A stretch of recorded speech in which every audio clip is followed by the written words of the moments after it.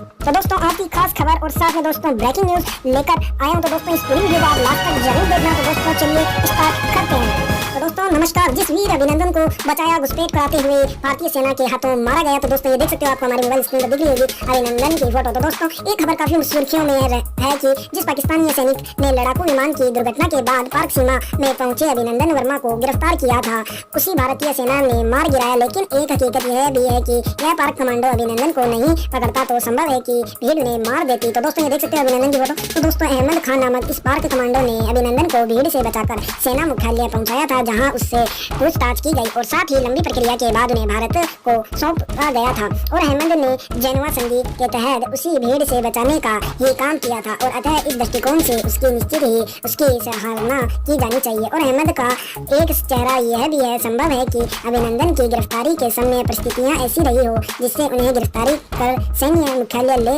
जाया गया। लेकिन इस अहमद खान का भारतीय सेना ने 17 अगस्त को LSOC के नेकल सेक्टर में मार गिराया, जब भारतीय में आतंकी घुसपैठियों को दाखिल कराने का प्रयास कर रहा था। तो दोस्तों जब अभिनंदन को बंधक बनाया तो अभिनंदन ने 17 फरवरी को पाकिस्तान के F-16 विमान को मार गिराया था। लेकिन उनके मिग 21-22 को मिसाइल द्वारा मार गिराया जाने के बाद उन्हें पाकिस्तान सरहद के भीतर बंधक बनाया गया था और भारत के दबाव के आगे घुटने टेकते हुए पाकिस्तान ने करीब 60 घंटे बाद बाघा बॉर्डर से उन्हें रिहा कर दिया। तो दोस्तों आपको अगर हमारी वीडियो अच्छी लगी तो वीडियो करिएगा लाइक और चैनल को करिएगा सब्सक्राइब। जय हिंद, वंदे मातरम।